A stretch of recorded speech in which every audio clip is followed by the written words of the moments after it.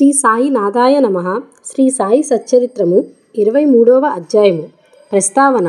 నిజముగా నీ జీవుడు త్రిగుణములకు అనగా సత్వ రజ స్తమో గుణములకు అతీతుడు. కాని మాయచే కప్పబడి వాని నైజమగు సచ్చిదానందమును మరచుచు తాను శరీరమనే అనుకొనుచు అట్టి భావనతో తానే చేయువాడు అనుభవించువాడు అని అనుకొనుచు లెక్కలేని బాధలలో చిక్కుకొనుచు విముక్తిని కాంచలేకున్నాడు. విమోచమునకు మార్గమొక్కటే కలదు. అది గురుని పాదముల యందు ప్రేమమయగు భక్తి. గొప్ప నటుడగు సాయి తన భక్తులను వినోదింపచేసి వారిని తమ నైజములోకి మార్చెను. ఇంతకు పూర్వము చెప్పిన కారణములచే మేము సాయిని భగవంతుని అవతారంగా ఎన్నుచున్నాము. కాని వారెల్లప్పుడూ తాము భగవంతుని సేవకుడినని చెప్పేడివారు. వారు అవతార పురుషులైనప్పటికీ ఇతరులు సంతృప్తికరంగా ఎట్లు ప్రవర్తించవలెనో చూపుచుండెడివారు. ఆయా వర్ణాశ్రమములకు విధింపబడిన కర్మలనెట్లు నెరవేర్చవలెనో తెలిపెడివారు. ఇతరులతో ఏ విషయంలోనూ పోటీ పడేడివారు కారు. తన కోరికేమైనా చేయమని ఇతరులను కోరేడివారు కారు. సమస్త చేతనా చైతన్యములందు భగవంతుని చూడగలిగిన బాబాకు వినయశీలమే ఉచితము కదా. ఎవరినీ నిరాదరించుట గాని అవమానించుట గాని వారెరుగరు. సమస్త జీవులలో వారు నారాయణుని గాంచుచుండెడివారు. నేను భగవంతుడును అని వారెన్నడూ అనలేదు. భగవంతుని విధేయ సేవకుడునని వారు చెప్పేవారు. భగవంతుని ఎల్లప్పుడూ తలుచువారు. ఎల్లప్పుడూ అల్లా మాలిక్ అనగా భగవంతుడే సర్వాధికారి అని అనుచుండెడివారు. మేమితర యోగులను ఎరగము. వారెట్లు ప్రవర్తించురో ఏమి చేసెదరో ఎట్లు తినెదరో తెలియదు. భగవత్ కటాక్షముచే అవతరించి అజ్ఞులకు బద్ధజీవులకు విమోచనము కలుగజేసెదరని మాత్రము ఎరుగదము. మన పుణ్యమేదైనా ఉన్నచో మహాత్ముల కథలను లీలలను వినుటకు కుతూహలము కలుగును. లేనిచో అట్లు జరగదు. ఇక ఈ అధ్యాయంలోని ముఖ్య కథలను చూచెదము. యోగము ఉల్లిపాయ. ఒకనాడు యోగాభ్యాసము చేయు సాధకుడొకడు నానాసాహెబ్ చందోర్కర్తో కలిసి షిరిడీకి వచ్చెను. అతడు యోగశాస్త్రమునకు సంబంధించిన గ్రంథములన్నీయూ చదివెను. తుదకు పతంజలి యోగసూత్రములు కూడా చదివెను. కాని అనుభవమేమీ లేకుండెను. అతడు మనసును కేంద్రీకరించి సమాధి స్థితిలో కొంచెము సేపైనా ఉండవలేకుండెను. సాయిబాబా తన ఎడ ప్రసన్నుడైనచో చాలాసేపు సమాధిలో ఉండుట నేర్పెదరని అతడు అనుకొనెను. ఈ లక్ష్యముతో అతడు షిరిడీకి వచ్చెను. అతడు మసీదుకు పోయి చూచుసరికి బాబా ఉల్లిపాయతో రొట్టె తినుచుండిరి. దీనిని చూడగానే అతనికి మనసున ఒక ఆలోచన మెదిలెను. రుచిలేని రొట్టెను పచ్చి ఉల్లిపాయతో తినువాడు నా కష్టములు ఎట్లు తీర్చగలడు? నన్నెట్లు ఉద్ధరించగలడు? సాయిబాబా అతని మనస్సున మెదిలిన ఆలోచనను గ్రహించి నానాసాహెబ్తో ఇట్లనెను. నానా, ఎవరికైతే ఉల్లిని జీర్ణించుకొను శక్తి కలదో వారే దానిని తినవలెను. ఇది విని యోగి ఆశ్చర్యపడెను. వెంటనే బాబా పాదముల పడి సర్వస్య శరణాగతి చేసెను. స్వచ్ఛమైన మనసుతో తన కష్టముల తెలిపి ప్రత్యుత్తరములు వడిసెను. ఇట్లు సంతృప్తి చెంది ఆనందించువాడై బాబా ఊదీ ప్రసాదంతో ఆశీర్వచనములతో షిరిడీ విడిచెను. పాము కాటు నుండి శ్యామాను కాపాడుట. ఈ కథను ప్రారంభించక పూర్వము హేమండ్ పంత్ జీవుని పంజరంలో ఉన్న రామచిలుకతో సరిపోల్చవచ్చుననిది. రెండునూ బంధింపబడియే ఉన్నవి. ఒకటి శరీరంలోనూ రెండవది పంజరమందును. రెండును తమ ప్రస్తుత స్థితియే బాగున్నదని అనుకొనుచున్నవి. సహాయకుడు వచ్చి వానిని బంధముల నుండి తప్పించగానే వానికి నిజము తెలియను.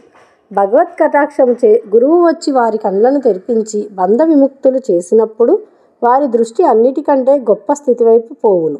అప్పుడే గతించిన జీవితము కంటే రానున్నది గొప్పది అని గ్రహింతురు.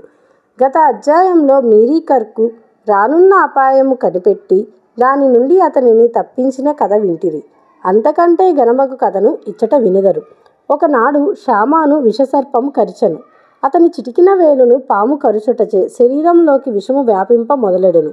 బాధ ఎక్కువగా ఉండెను. శ్యామ తాను మరణించదనని అనుకొనెను. స్నేహితులు అతన్ని విరోబా గుడికి తీసుకుపోవ నిశ్చయించిరి. పాము కాట్లు అతడు బాగు చేయుండెను.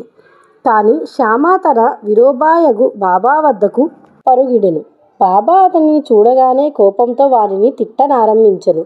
ఓరి పిరికి పురోహితుడా, పైకెక్కవద్దు, ఎక్కితివో ఏమగునో చూడు అని బెదిరించుచు తర్వాత ఇట్లా గర్జించెను. పో, వెడలి పొమ్ము, దిగువరకు పొమ్ము. బాబా ఇట్లు కోపోద్దీపుడొకట చూసి శ్యామ మిక్కిలి విస్మయ పొందెను, నిరాశ చెందెను. అతడు మసీదును తన ఇల్లుగా బాబా తన ఆశ్రమంగా భావించుచుండెను. బాబా తననట్లు తెరిమి వేసినచో తానెక్కడకు పోగలడు? అతడు ప్రాణమందాస వదులుకొని ఊరకుండెను. కొంతసేపటికి బాబా శాంతించి శ్యామ దగ్గరికి పోయి కూర్చొని ఇట్లనెను, భయపడవద్దు, ఏమాత్రమూ చింతించకు. ఈ దయామయుడైన ఫకీరు నిన్ను తప్పక రక్షించును. ఇంటికి పోయి ఊరక కూర్చుండుము, బయటికి పోవద్దు. నా యందు విశ్వాసముంచుము, భయపడకు, ఆందోళన పడవద్దు. ఇట్లని శ్యామను ఇంటికి పంపెను. వెంటనే బాబా తాత్యా పాటేల్ను, కాకాసాహెబ్ దీక్షితుని అతని వద్దకు పంపి తనకిష్టము వచ్చినవి తినవచ్చుననియు, గృహంలోనే తిరగవచ్చుననియు, కానీ పడుకొనకూడదనియు ఈ సలహాల ప్రకారము నడుచుకోమన్నెను. కొద్ది గంటలలో శ్యామ బాగుపడెను. ఈ పట్టున జ్ఞప్తి అందించుకోవలసినదేమన, బాబా పలికిన 5 అక్షరముల మంత్రము పో వెడలిపొమ్ము దిగువకు పొమ్ము శ్యామను ఉద్దేశించినది కాక విషమును ఆజ్ఞాపించిన మాటలు. ఆ విషము పైకి ఎక్కరాదనియు అది శరీరమంతటా వ్యాపించరాదనియు బాబా ఆజ్ఞాపించిరి. మంత్రములలో ఆరితేరిన తక్కిన వారి వలె వేరే మంత్రము ఉపయోగించనవసరము లేకుండెను. మంత్ర బియ్యము కాని తీర్థము కాని ఉపయోగించనవసరము లేకుండెను. శ్యామ జీవితమును పరీక్షించుటలో వారి పలుకులే అత్యంత శక్తివంతములైనవి. ఎవరైనా ఈ కథ కానీ ఇంకా ఇతర కథలు కానీ వినినచో బాబా పాదముల యందు స్థిరమైన నమ్మకము కలుగును. మాయ అను మహాసముద్రమును దాటుటకు బాబా పాదములను హృదయములో ధ్యానించవలెను. కలరా రోగము. ఒకప్పుడు షిరిడీలో కలరా భయంకరముగా చెలరేగుచుండెను. గ్రామవాసులు మిక్కిలి భయపడిరి. వారితరులతో రాకపోకలు మానిరి. గ్రామంలో పంచాయతీ వారు సభ చేసి 2 అత్యవసరమైన నియమాలు చేసి కలరా నిర్మూలించ ప్రయత్నించిరి. అవి ఏమనా? 1 కట్టెల బండ్లను గ్రామంలోకి రానియకూడదు. 2 మేకను గ్రామంలో కోయరాదు. ఎవరైనా వీనిని ధిక్కరించినచో వారికి జరిమానా వేయవలనని తీర్మానించిరి. బాబాకి ఇదంతయు ఒట్టి చాదస్తమని తెలియను. కాబట్టి బాబా ఈ చట్టమును లక్ష్య పెట్టలేదు. ఆ సమయంలో కట్టెల బండి ఒకటి ఊరిలోకి ప్రవేశించుచుండెను. ఊరిలో కట్టెలకు కరువున్నదని అందరికీ తెలియను. అయినప్పటికీ కట్టెల బండిని తరిమివేయుటకు ప్రయత్నించుచుండిరి. బాబా ఆ సంగతి తెలుసుకొని అచటికి వచ్చి కట్టెల బండిని మసీదుకు తీసుకుపోమ్మని ఉత్తర్వు ఇచ్చెను. బాబా చర్యకు వ్యతిరేకంగా చెప్పుటకు ఎవ్వరికీ సాహసించలేదు. దుని కొరకు కట్టెలు కావలసి ఉండెను కనుక బాబా కట్టెలు కొనెను. నిత్యాగ్నిహోత్రి వలె బాబా తన జీవితమంతయు దునిని వెలిగించే ఉండును. అందులకై వారికి కట్టెల అవసరము కనుక వాటిని నిల్వ చేయువారు. బాబా గృహము అనగా మసీదు ఎప్పుడూ తెరిచి ఉండేది. ఎవరైనా పోవచ్చును. దానికి తాళము కానీ చెవి కానీ లేదు. కొందరు తమ ఉపయోగము కొరకు కొన్ని కర్రలను తీసుకుపోయేవారు. అందుకు బాబా ఎప్పుడూ గొనగలేదు. ఈ ప్రపంచమంతయు దేవుడే ఆవరించి ఉండుటచే వారికి ఎవరి యందు శత్రుత్వం ఉండేది కాదు. వారు పరిపూర్ణ విరాగులైనప్పటికీ సాధారణ గృహస్థులకు ఆదర్శముగా ఉండుటకై ఇట్లు చేయుచుండేది వారు. గురుభక్తిని పరీక్షించుట. 2వ కలరా నిబంధనమును బాబా ఎట్లు ధిక్కరించెనో చూతుము. నిబంధనము అమలులో ఉన్నప్పుడెవరో ఒక మేకను మసీదుకు తెచ్చిరి. ఆ ముసలి మేక దుర్బలముగా చావుకు సిద్ధముగా ఉండెను. ఆ సమయమున మాలేగాం ఫకీర్ పీర్ మహ్మద్ ఉరఫ్ బడే బాబా అచటనే ఉండెను. సాయిబాబా దానిని ఒక కత్తివేటుతో నరికి బలివేయమని బడే బాబాకు చెప్పెను. ఈ బడే బాబా యందు సాయిబాబాకు ఎక్కువ గౌరవం. ఆయనను ఎల్లప్పుడూ సాయిబాబా తన కుడివైపున కూర్చొనబెట్టుకొనేడివారు. చిలుము బడే బాబా పీల్చిన పిదప సాయిబాబా పీల్చి ఇతరులకు ఇచ్చెడివారు. మధ్యాహ్న భోజన సమయమందు సాయిబాబా సాదరముగా బడే బాబాను పిలిచి ఎడమ పక్కన కూర్చుండబెట్టుకొనిన పిమ్మట భోజనము ప్రారంభించువారు. దక్షిణ రూపంగా వసూలైన పైకము నుంచి ఆయనకు దినమొక్కంటికి 50 రూపాయలు సాయిబాబా ఇచ్చుచుండేవారు. బడే బాబా పోవునప్పుడు 100 అడుగుల వరకు సాయిబాబా వెంబడించువారు. అట్టిది బాబాకు వారికి గల సంబంధం. సాయిబాబా వారిని మేకను నరకమనగా అనవసరముగా దానిని చంపనేలని బడేబాబా నిరాకరించెను. అప్పుడు సాయిబాబా శ్యామను ఆ పని చేయమనెను. అతడు రాధాకృష్ణమాయి వద్దకు పోయి కత్తిని తెచ్చి బాబా ముందు పెట్టెను. ఎందులకు కత్తిని తెప్పించిరో తెలుసుకొనిన పిమ్మట రాధాకృష్ణమాయి దానిని తిరిగి తెప్పించుకొనెను. ఇంకొక కత్తి తెచ్చుటకు శ్యామ పోయెను. కానీ వాడా నుండి త్వరగా రాలేదు. తరువాత కాకాసాహెబ్ దీక్షిత్ వంతు వచ్చెను. వారు మేలిమి బంగారమే కానీ దానిని పరీక్షించవలెను. ఒక కత్తి తెచ్చి నరకమని బాబా ఆజ్ఞాపించెను. అతడు సాటేవాడాకు పోయి కత్తిని తెచ్చెను. బాబా ఉత్తర్వు కాగానే దానిని నరుకుటకు సిద్ధముగా ఉండెను.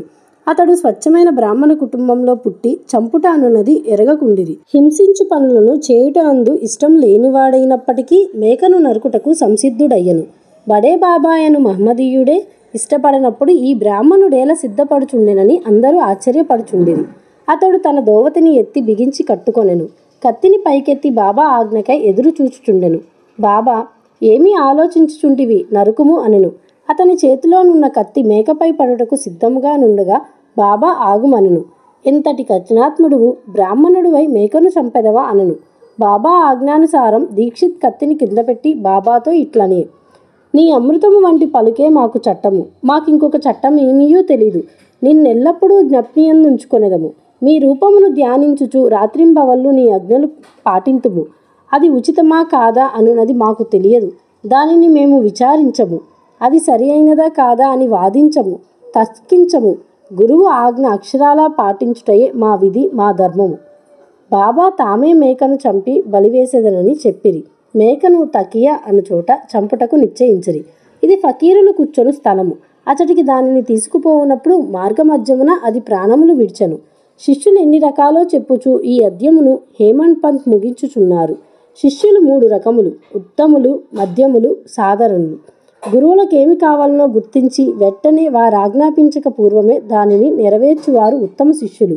గురిని ఆజ్ఞానుసారం ఆలసింపక అక్షరాలు నెరవేర్చువారు మధ్యములు. 3వ రకము వారు అడుగడుగులకు తప్పులు చేయుచు గురుని ఆజ్ఞను వాయిదా వేసెదరు. శిష్యులకు దృఢమైన నమ్మకం ఉండవలెను. తోడుగా బుద్ధి కుశలత ఏరేమీ ఉన్నచో అట్టి వారికి ఆధ్యాత్మిక పరమావధి దూరము కాదు. ఉచ్ఛ్వాస నిశ్వాసములను బంధించుట కానీ, హఠయోగము కానీ, ఇతర కఠినమైన సాధనములన్నీ అనవసరము. పైన చెప్పిన గుణములు అలవర్చుకున్నచో వారు ఉత్తరోత్తరోపదేశములకు అర్హులగుదురు. అప్పుడు గురువు తటస్థించి జీవిత పరమావధి పొందుటకై ఆధ్యాత్మిక మార్గమును నడిపింతురు. వచ్చే అధ్యాయంలో బాబా యొక్క హాస్యము, చమత్కారముల గురించి చెప్పుకుందుము. 23వ అధ్యాయము సంపూర్ణము. సద్గురు శ్రీ సాయినాథార్పణమస్తు.